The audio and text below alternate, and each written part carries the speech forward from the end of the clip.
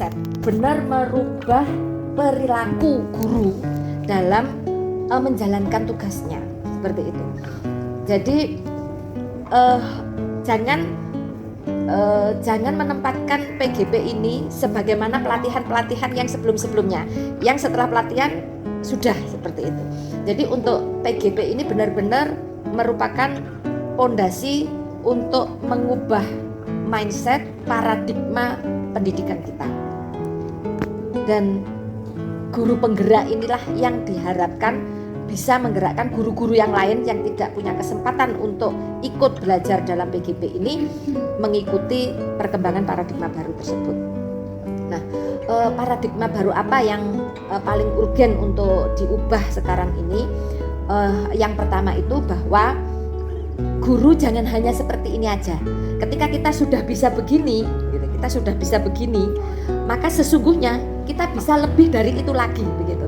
Jadi kalau kita sudah mampu mendidik anak dengan materi yang seperti ini, bisa membentuk karakter anak seperti ini dengan cara yang seperti ini, maka sesungguhnya masih ada cara-cara lain yang bisa digunakan untuk mengembangkan pengetahuan si anak maupun karakter-karakter lain yang mungkin lebih mendalam. Seperti itu. Jadi diharapkan guru itu tidak puas dengan kondisi dirinya sendiri yang saat ini, menyadari bahwa dirinya bisa berkembang lebih dari, karena kalau di kita kan batasan yang diberikan Allah kepada kita kan kita nggak tahu. Nah makanya diharapkan untuk terus-menerus menggali sampai di mana sih batasan itu. Push to the limit. Seperti itu. Apa itu artinya? Mendorong sampai ambang batas yang dia sanggup. Itu yang pertama. Kemudian yang kedua, bahwa pembelajaran itu melibatkan murid. Artinya biarlah murid yang belajar. Kita hanya menyediakan fasilitas buat murid, dan kemudian kita hanya menyediakan fasilitas dan mengelolanya saja. Jadi memberi batasan-batasan kayak gitu ya. Jadi biar anak-anak itu tidak melenceng dari apa yang digariskan oleh Ki Hajar Dewantara, seperti itu. Kita ingat dulu ketika pengembangan karakter saling asah asuh ya, itu terjadi pembiasan gitu. Jadi ketika guru diharapkan dekat dengan murid, itu seperti tidak ada batas gitu. Jadinya terus akhirnya banyak siswa-siswa itu kalau bahasa Jawanya ngelama gitu. Artinya tidak sopan terhadap guru, karena guru mengiyakan aja apa yang dia. Untuk karakter profil pelajar Pancasila ini ada ya apa elemen-elemennya, ada ininya ya, indikatornya begitu ya. Jadi yang lebih jelas begitu. Jadi ketika kita mengajarkan anak untuk sopan kepada guru, itu tidak membatasi hak anak untuk mengekspresikan diri. Demikian juga ketika kita membebaskan anak untuk mengekspresikan diri, bukan berarti kemudian tidak ada batasnya bagi si anak. Jadi antara kompetensi dan karakter itu berjalan seiring. Itu yang kedua.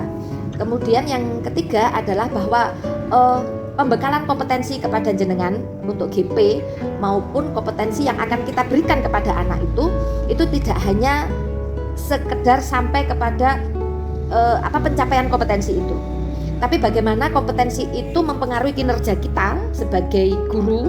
Jadi menggunakan kompetensi itu untuk menjalankan tugas sehari-harinya. Juga anak-anak itu menggunakan kompetensinya untuk menyelesaikan masalahnya sehari-hari. Seperti itu. Itu adalah capaian ketiga dari yang diharapkan adanya program PGP ini. Dan ini hanya bisa kita evaluasi begitu ya, dengan refleksi. Jadi saya sudah bisa ini, saya sudah, kalau di PGP itu yang sudah angkatan kelima ya, kan sudah ada ya coaching metode Tirta gitu ya. Ada teorinya Pak ya, caranya seperti itu. Sudah diaksi nyatakan di program PGP-nya. Tapi kan tidak hanya sebatas itu seharusnya kan. Jadi setiap kali menemukan masalah di sekolah, maka yang harus dilakukan adalah dengan pendekatan coaching Tirta, kan seperti itu. Diharapkannya seperti itu gitu. Juga tentang pembelajaran berdiferensiasi begitu. Bukan hanya ketika praktek untuk memenuhi modulnya PGP begitu ya, tetapi seterusnya. Ini seperti itu 3 komponen utama ya. Jadi terhadap gurunya untuk sudah layak untuk memberikan diseminasi kepada guru lain. Kalau tidak difasilitasi oleh dinas maupun kepala sekolah melempem, nggak berani maju. Karena apa? Karena wong podo-podo gurune Kenal lagi. kenal lagi. Temen lagi biasanya gitu kayak ya. gitu aja kan Temen gitu. lu, temen gue Nah, gitu. Itu yang pertama.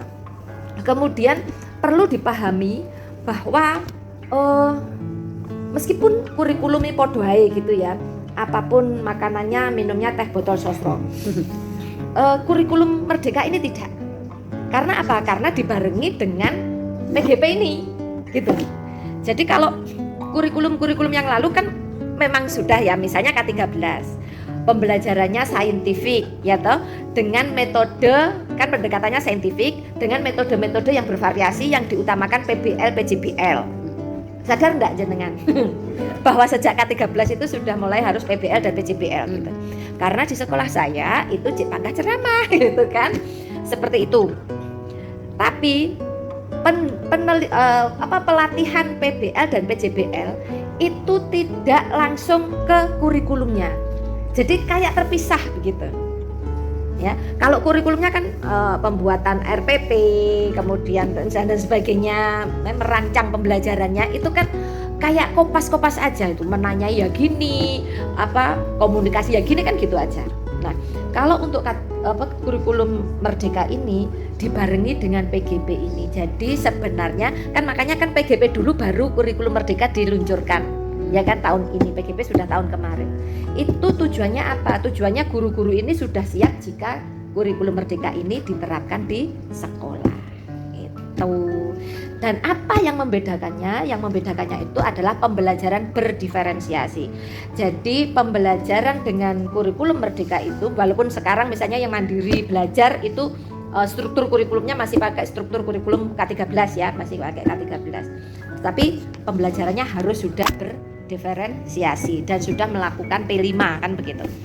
Nah, apa bedanya pembelajaran berdiferensiasi dengan pembelajaran kita sebelumnya gitu? Kalau kita dulu klasikal, kita tidak memperhatikan murid itu senengnya apa, murid itu sudah mampu apa. Bahkan murid tidak pernah dilibatkan dalam pembelajaran. Artinya begini, ketika kita mau ngajar satu semester ini, nanti yang kita pelajari ini. Pernahkah kita menanyakan kepada anak-anak, kalau ini materinya saya tuliskan ini, ada enggak ini kalimat-kalimat di sini yang sudah kamu pahami sebelumnya? Kamu ngerti enggak kalau tak tuliskan ini tuh nanti belajarnya itu tentang apa? Pernah kita tanya kayak gitu? Terus kalau ini yang kita pelajari dalam 6 bulan ini sekian materi ini, kira-kira nanti kita ulangannya itu mau berapa kali ulangan kalian? Ulangannya yang mana dulu ini? Pernah kita? Nah, di pembelajaran berdiferensiasi ini sebenarnya sudah mulai dari tahun kemarin ketika kita mulai belajar webinar tentang guru berbagi, guru belajar ya, seri guru belajar itu tentang tes diagnostik awal gitu kan, itu kan ya seperti itu. Jadi menanyakan kepada anak, apa sih kamu butuhnya untuk pembelajaran ini, dan ini harus diterapkan gitu. Dan harus diterapkan.